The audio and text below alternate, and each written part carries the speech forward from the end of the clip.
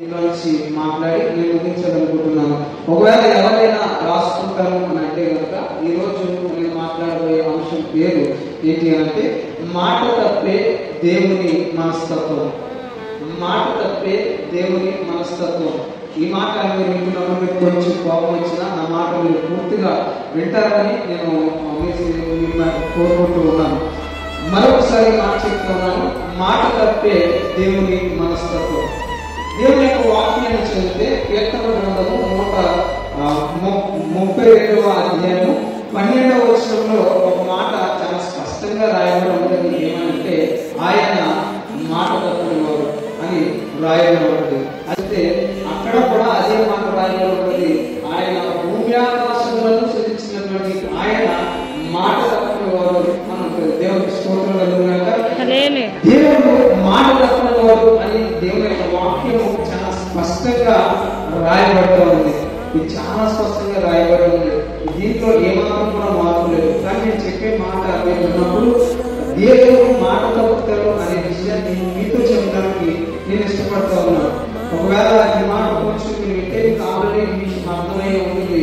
యోనా గ్రంథంలో జరిగినటువంటి సంగతి జ్ఞాపకం చేస్తూ ఉంటారు. అయితే మరొకసారి నేను యోనా గ్రంథానికి వచ్చి నేను మాట్లాడుతూ ఉన్నాను. యోనా గ్రంథంలో దేవుడు ఏమన్నాడు అని అంటే యోనా గారిని పిలుచుకుని నువ్వు నినివే పట్టణం వెళ్ళి నినివే పట్టణంలో మీరందరూ కూడా పాపం చేస్తున్నారు, మీ పాపం వల్ల మీరు మరణిస్తారు, మీరు శాపగ్రస్తులు, మీరు నశించిపోతారు అని నువ్వు ప్రకటించి అని దేవుడు యోనాకు చెప్పాడు. యోనాకు చెప్పిన తర్వాత యోనా ఆ మాట వినడానికి ఇష్టపడలేదు. ఆ మాట వినడానికి ఇష్టపడలేదు. ఎవరికైనా వెళ్ళి నువ్వు పాపి అని అంటే చాలా మంది అంగీకరించలేదు. ప్రస్తుతం లోకంలో జరుగుతున్నటువంటి విషయం కూడా ఏంటి అని అంటే క్రైస్తవులందరూ సువార్త ప్రకటించడానికి నేను చెప్పే సంగతి ఏంటి అని అంటే మీరు పాపులుగా ఉన్నారు, మిమ్మల్ని రక్షించడానికి యేసుక్రీస్తు ప్రభువు ఈ లోకానికి వచ్చారు అని చెప్తూ ఉంటే వారి కోపం వస్తుంది. ఎందుకని మమ్మల్ని పాపులు అంటావా అని. వారికి ఎంత కోపం ఎందుకు వస్తుంది అని అంటే మీరు పాపంలో ఉన్నారు అని చెప్తున్నారు. కనుక యోనా కూడా ఇలా ఆలోచించలేమో. యోనా కూడా వెళ్ళడానికి ఇష్టపడలేదు, ప్రశ్నిస్తూ వెళ్ళిపోవడానికి సిద్ధపడ్డాడు. దేవుడు చూశాడు. దేవుడు చేపకు ఆ యొక్క సముద్రాన్ని ఆదరించాడు. సముద్రమేమో తుఫాను వేస్తే చేపేమో యోనాను వేసింది. యోనా వీటన్నిటి నుంచి బయటకు వచ్చిన తర్వాత, ప్రార్థన నుంచి బయటకు వచ్చిన తర్వాత యోనా వెళ్ళాడు. వెళ్ళి దేవుడి చిత్రం ప్రకారంగా అక్కడ ఏం చేశాడు అంటే దేవుని మాటను ప్రకటించేసి వచ్చేసి దూరంగా ఉండి చూస్తూ ఉన్నాడు. దూరంగా ఉండి చూస్తూ ఉండి దేవుడు అన్నాడు ఆ యొక్క నినివే పట్టణం నాశనం అయిపోతుందని ప్రకటిస్తున్నాడు కనుక దేవుడు నాశనం చేస్తాడేమో అని ఆ యొక్క ప్రాంతం దూరంలో ఉండి ఈయన చూస్తూ ఉన్నాడు. కానీ అక్కడ ఏమీ జరగట్లేదు. అక్కడ ఏమి కూడా జరగట్లేదు. ఈ మనిషి దూరంగా ఉన్నాడు. అక్కడ జరిగేటువంటి కార్యం కోసం ఆలోచన చేస్తూ ఉన్నాడు. కానీ అక్కడ ఏమి కూడా జరగట్లేదు. అయితే ఇతరులలో జరిగే విషయం ఏంటంటే వారు దేవుని మాట విని దేవుడికి ప్రార్థన చేస్తూ ఉన్నారు. అక్కడేమో ప్రార్థన చేస్తూ ఉన్నారు, ఇక్కడ యోనా గారేమో ఎదురు చూస్తూ ఉన్నారు. అక్కడ నాశనం ఎలా జరుగుతుందో, దేవుడు చెప్పిన విధంగా నాశనం జరుగుతుందేమో అని చూస్తూ ఉన్నారు. చూసి చూసి చూసి యోనా గారికి కోపం వచ్చేసింది. యోనా గారికి కోపం వచ్చి అప్పుడు యోనా గారు దేవుడికి అడుగుతూ ఉన్నారు, నాకు తెలుసు ఎలా చేస్తామని, నాకు తెలుసు ఎలా చేస్తామని, అందుకే నేను వెళ్ళమన్నాను అని చెప్పేసి యోనా గారు అంటున్నారు. ప్రియమైన దేవుని సంఘము, ఇక్కడ ఒక విషయాన్ని మీరు చాలాసార్లు అనే విషయం మాట్లాడిన అడిగితే ఏంటి అంటే ఎందుకు మొట్టమొదటిగా యోనా ఆ యొక్క నినివే పట్టణానికి వెళ్ళడానికి ఇష్టపడలేదు అని అంటే మనం చాలాసార్లు విన్నటువంటి సంగతి ఏంటి అంటే యోనా భయపడి వెళ్ళలేదు అనేటువంటి సంగతి చాలాసార్లు విన్నాం, మనం చెప్పుకున్నాం, ఇలాగే ఆలోచన చేస్తాము. యోనా భయపడి నినివే పట్టణానికి భయపడి అక్కడికి వెళ్తే ఏదైనా చేస్తారేమో అని భయపడి యోనా నినివే పట్టణానికి వెళ్లకుండా దర్శించుకు పారిపోయారు అని మనం చాలాసార్లు విన్నాము, అనుకున్నాము. అయితే యోనా ఎందుకు వెళ్ళలేదో తన మాటలో తానే చెప్తా ఉన్నాడు. ఈ విషయాన్ని చదివితే అసలు ఎందుకు వెళ్ళలేదు అనే విషయాన్ని మనం గ్రహించి అసలు నేను ఏం మాట చెప్తా చెప్తున్నాను అని విషయాన్ని మీ దగ్గరికి వచ్చేస్తాను. 4వ అధ్యాయము 2వ వచనాన్ని మనం చదివితే 4వ అధ్యాయము 2వ వచనము మనం చదివితే అక్కడ యోనా చెప్తా ఉంటాడు ఏమంటే, యెహోవా నేను నా దేశంలో ఉండగా ఇట్లు జరుగుతుందని నేను అనుకుంటాను కదా. ఇలా జరుగుతుందని నేను ముందే అనుకున్నాను. ఎందుకు అని అంటే, అందువల్లనే నీ కటాక్షము జాలియు బహుశాంతము అత్యంత కృపయు గల దేవుడై ఉండి పశ్చాత్తాపడి కీడు చేయక మానదు అని నేను తెలుసుకొని దానికి ముందుగానే తర్షీషుకు పారిపోతుంది. దానికి ముందుగానే నేను తర్షీషుకు పారిపోయాను. భయపడి పారిపోలేదు. నినివే పట్టణస్తులు ఏదో చేస్తారని పారిపోలేదు. ఎందుకు పారిపోయాడు అంటే, యోనాకు దేవుడి కోసం వచ్చు. యోనా దేవుడిని చూస్తూ ఉన్నాడు. చాలా సంవత్సరాల నుంచి దేవుడితోనే ఉన్నాడు కనుక, దేవుడితోనే సహవాసం కలిగి ఉన్నాడు కనుక, దేవుడిలోనే ఉన్నాడు కనుక, ఈ ప్రార్థనలోను ఈ ప్రవచనంలోను వాక్యంలోను పరిచయంలోను ఉన్నవాడు కనుక దేవుని కోసము యోనాకు చాలా స్పష్టంగా తెలుసు. ఎందుకు అంటే, ఆయన ఎవరిని నాశనం చేయడానికి ఇష్టపడేటువంటి దేవుడు కాదు. ఆయన సకాక్షమైన దేవుడు, ఆయన పశ్చాత్తాపం పొందేటువంటి దేవుడు, ఆయన మనసు మార్చుకుని రక్షించేటువంటి దేవుడు అని తెలిసి ఆయన అంటారు దేవుని అందుకే నేను అని చెప్తున్నారు. దేవుడు స్తోత్రం ఈ సంఘమైన విషయాన్ని జ్ఞాపకం చేస్తున్నాను. దేవుడు మనసు మార్చుకుంటాడని ఎవరికి తెలుసు? యోనాకు తెలుసు. యోనా తన మాటలో నీకు నాకు చెప్పట్లేదు, డైరెక్ట్ గా ఇదే మాట దేవుడితోనే అంటున్నాడు. ఆ మాట నాకు తెలుసు నువ్వు ఎలా చేస్తావని, నువ్వు మనసు మార్చుకుంటావని, నీవు పశ్చాత్తాపడతావని, నువ్వు కటాక్షము చూపిస్తావని. వాళ్ళంతా కఠినమైన వాళ్ళని తెలిసినప్పటికీ కూడా, వాళ్ళు ఎలాంటి వాళ్ళు అయినప్పటికీ కూడా నీవు మనసు మార్చుకుంటూ ప్రార్థన చేస్తే అని చెప్పి నాకు తెలుసు. అందుకే నేను నినివే వెళ్ళకుండా దర్శించు పారిపోయాను, అయినా కూడా నాకు తీసుకొచ్చావు అని చెప్పేసి దేవుడి మీద కోపించినటువంటి సంగతి మనం చూస్తాం. దేవుడికి స్తోత్రం హల్లెలూయా. ఈ మాట ఎందుకు చెప్పాను మళ్ళా నేను వెనక్కి వస్తున్నాను. నేను చెప్పినటువంటి అంశం ఏంటి అంటే, మాట తప్పే దేవుని మనస్తత్వం. మాట తప్పే దేవుని మనస్తత్వం. దేవుడితో ఉంటే, దేవుడితో సహవాసం చేస్తే, దేవుడితో కలిసి ప్రయాణం చేస్తే ఆయన స్వభావం అంటే మనకు అర్థమవుతుంది. యోనాకి ఇదంతా అనుభవం కలిగిన వాడు కనుక ఈ యోనాకు బాగా తెలుసు నేను ఎంత ప్రకటన చేస్తాను, నేను ఎన్ని ప్రచారం చేస్తాను, నేను ఎన్ని సువార్త ప్రకటిస్తాను, మీరందరూ నాశనం అయిపోతారని చెప్తాను. ఇన్ని చేసిన తర్వాత ఒకవేళ వాళ్ళు మారు మనసు పొంది ప్రార్థన చేస్తే దేవుడు ఖచ్చితంగా మారిపోతాడు. నేను చేసిన ప్రకటనలో కూడా అబద్ధం అవుతుంది. తర్వాత ఏమంటాడు అంటే, నువ్వు ఎలా చేసావు అవ్వలేదు కదా, నీ ప్రకటన వ్యర్థమే కదా, నీ ప్రవచనం వ్యర్థమే కదా అని నన్ను అడుగుతాడు. అందుకే నేను నినివే వెళ్ళకుండా తర్షీషుకు పారిపోయాను అని చెప్పేసి దేవుడితో యోనా అంటున్నాడు. ప్రియమైన దేవుని సంఘము జ్ఞాపకం చేసుకున్నాను. దేవుడు ప్రేమించేటువంటి దేవుడు అని ఎవరు తెలుసా? ప్రకటించేటువంటి యోనాకు బాగా తెలుసు.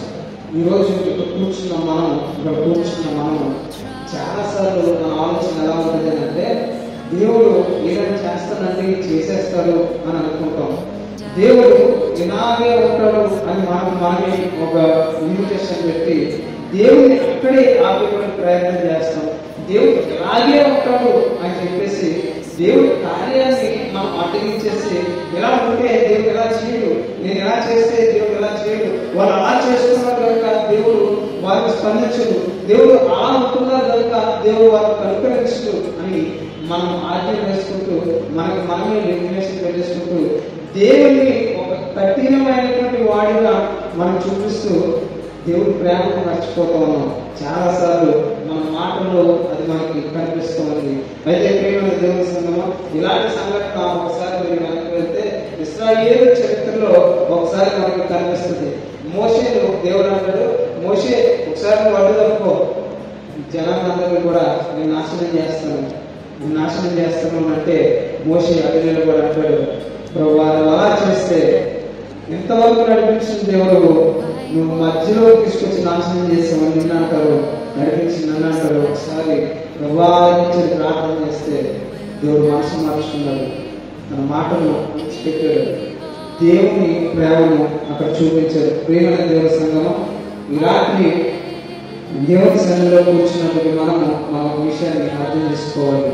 దేవుడు మనం ప్రార్థన చేస్తే, మనం అడిగితే, మనం ప్రభా అని ఆయన వైపు చూస్తే ఖచ్చితంగా ఆయన మనసు మార్చుకుంటాడు. అది పరిస్థితి ఏదైనా ఇక మారదు అని మనం అనుకున్నా, ఇదే బయట అని మనం అనుకున్నా, ఇంకెంతగా మించినటువంటి ప్రతిఫలం ఇంకేమీ ఉండదు అని మనం ఫిక్స్ కూడా మనం దేవుని సన్నిధిని తిరిగి ప్రార్థన చేస్తే, కఠినాత్ములు భయంకరమైన మనుషులు మీరు శాపానికే పాత్రులు అని దేవుని చేత నిర్ణయించబడిన ఆ మనుషులు ప్రార్థన చేస్తేనే విన్నటువంటి దేవుడు మనము ప్రార్థన చేస్తే తన మనసు మార్చుకోరా, తన క్రియను మార్చుకోరా.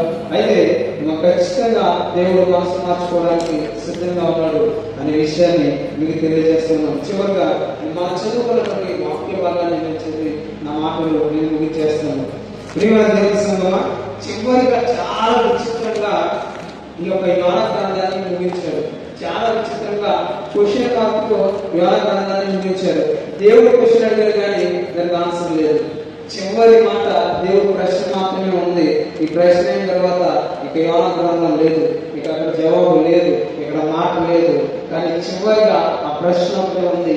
ప్రభు అడుగుతూ ఉన్నాడు, నీవు చిన్న దానికోసం విచారపడిపోతున్నావే, అంతమంది ప్రజలు ఉన్నారు, అంతమంది పశుపక్షాలు ఉన్నాయి, ఇంతమంది నా ఎదురుగా ఉంటే, నా ప్రజలు ఉంటే వారి కోసము నేను విచారించవద్దా అని ప్రభు ప్రశ్న అడిగాడు. దేవుడికి స్తోత్రం కలుగును. ఇదే ఆఖరి ప్రశ్న, ప్రభు యోనా గ్రంథంలో అడిగినటువంటి ప్రశ్న. ప్రియమైన సంగమా, నా మాటలు నేను ముగించేస్తూ ఉన్నాను, నా మాటలు చివరికి తెచ్చేస్తూ ఉన్నాను. ఇదే ప్రశ్న ప్రభు నీ నా జీవితంలో కూడా అడుగుతూ ఉన్నాడు. ఏమని తెలుసా? కఠినమైనటువంటి ఈ పరిస్థితులు చూసినప్పుడు, కఠినమైన ఈ బాధలు చూసినప్పుడు, వ్యాధులు కలిగించేటువంటి ఈ యొక్క వ్యాధులు మనం కలిగినప్పుడు, కుటుంబంలో పరిస్థితులన్నీ చాలా భయంకరంగా ఉంది, మన మనస్సులు అల్లకల్లంగా మారిపోతూ ఉన్నప్పుడు, మన విచారములు దేవుని మీద కోపంగా మారి యోనా వలె మనం అడుగుతూ ఉన్నప్పుడు, ఎందుకు ప్రభా ఇలా అని మనం ప్రశ్నించేటువంటి సమయానికి వచ్చినప్పుడు, చివరిగా నిన్ను నన్ను అడిగేటువంటి ప్రశ్న ఏంటంటే, నీ కోసము నేను విచారించవద్దా, ఈ ప్రజల కోసము నేను విచారించవద్దా, ఈ సంఘం కోసము నేను విచారించవద్దా, ఈ పరిస్థితులు మార్చడానికి, రక్షించడానికి, క్షేమం ఇవ్వడానికి, వారికి స్వస్థత ఇవ్వడానికి నేను విచారించవద్దా అని ప్రభువు అడిగేటువంటి చివరి ప్రశ్న. ఒకవేళ యోనా గ్రంథంలో ప్రశ్నకి జవాబు ఉండకపోవచ్చు, మనం సమాధానం చెప్పగలం. ఆయన మనసు మార్చుకునేటువంటి దేవుడు అని విన్న తరువాత ఒకవేళ పరిస్థితి ఏదైనా ఖచ్చితంగా ఆయన విచారిస్తూ ఉన్నాడు. ఎవరి కోసం అంటే నీ కోసము, నా కోసము. ఆయన విచారము, ఆయన మనసు మార్పు సమస్తము కూడా ఆయన ప్రేమతో, ఆయన కటాక్షంతో, ఆయన కరుణతో మనం బాగుండాలి అనేటువంటి ఒకే ఒక ఉద్దేశంతో, మనం రక్షించబడాలి అనే ఒకే ఒక ఉద్దేశంతో ఆయన విచారిస్తూ ఉన్నాడు. సంగమాన్ని జ్ఞాపకం చేస్తూ ఉన్నాడు. నినివే పట్టణస్థులు వారి శాపంతో, వారి పాపంతో, వారి భయంకరమైన స్థితిలో ఉన్నప్పుడు వారు నశించిపోతారని ప్రభు చలించిపోయాడు. ఒక దైవజనుడికి మాట చెప్పి ప్రకటన చేయించాడు. వాళ్ళు ప్రార్థన చేస్తే దేవుడు ఆలకించాడు. ఈ రాత్రి నేను మరలా జ్ఞాపకం చేస్తున్నాను, నీ పాపము, నీ శాపము, నీ రోగము, నీ వ్యాధి, నీకున్న సమస్య ఏదైనా కలిగి శాపపూరితమైనటువంటి క్రియలో ఉంటే ప్రభు ప్రకటిస్తున్నటువంటి మాట, మీకోసం నేను విచారించవద్దా, మీకోసము నేను విచారించవద్దా. మనందరి కోసమే ఆయన విచారిస్తూ ఉన్నాడు, ఆయన బాధపడుతూ ఉన్నాడు. మన స్థితిని మార్చడానికి ఆయన యొక్క క్యారెక్టర్ని సరిగ్గా మార్చేసుకుని, ఆయన మాట తప్పని వారు ఖచ్చితంగా చెప్పడం వాక్యం సైతం ఇచ్చి, ఆయన మాట తప్పి ఆయన ప్రేమను వెల్లడిపరిచి నీకు నాకు క్షేమము దయచేయాలని, అందరము బాగుండాలని ఆయన ఆశపడుతూ ఉన్నాడు. ఈ రాత్రి ఈ స్వస్థత గుడాల ఉపవాస ప్రార్థనలు పాల్గొన్న మన అందరినీ క్షేమంగా ఉండాలని ప్రభు మన కోసం విచారపడుతూ ఆయన చూస్తూ ఉన్నారు. పరిస్థితి ఏదైనా మార్చగలరు కనుక మనం ప్రార్థన చేస్తే మన ప్రార్థన ఆయన వైపు ఉంటే ఖచ్చితంగా దేవుడు మనల్ని దీవించడానికి, స్వస్థపరచడానికి, శాపం నుంచి తొలగించి నూతనమైన కార్యాలు చేయడానికి దేవుడు సిద్ధంగా ఉన్నాడు అని తెలియజేస్తూ ఈ యొక్క మాటలు నేను ముగిస్తున్నాను. ఇప్పుడు మళ్ళా అమ్మగారు ఈ యొక్క స్వస్థ అభిషేక ఈ అభిషేక రక్తాన్ని మీ మధ్యకి తీసుకుని వస్తున్నప్పుడు నిస్సంగమా మర్చిపోవద్దు. దేవుడి యొక్క రక్తము మన దగ్గరకు వస్తుంది. మనం ఏ స్థితిలో ఉన్నా మార్చడానికి దేవుడు సిద్ధంగా ఉన్నాడు. ప్రార్థనతో దేవుని యొక్క క్రియను మనం పొందుకొని మరలా చెప్తా ఉన్నాను. ఆఖరి ప్రశ్న ప్రభు నేను మీకోసం చూపిస్తా ఉన్నాను. ఈ ప్రశ్న నేను నన్ను అడిగితే సమాధానం మనమే మన ప్రార్థనలు చెప్పాలి. దానికి ప్రార్థనలు మనందరూ కూడా ఏమాత్రం ఆలోచించగా ఈ ప్రశ్నకు సమాధానం చెప్తూ ఈ యొక్క ప్రార్థనలో ముందుకు కొనసాగాలని తెలియజేస్తూ నా మాటలు ముగిస్తూ ఉన్నాను. సమయాన్ని దయచేసి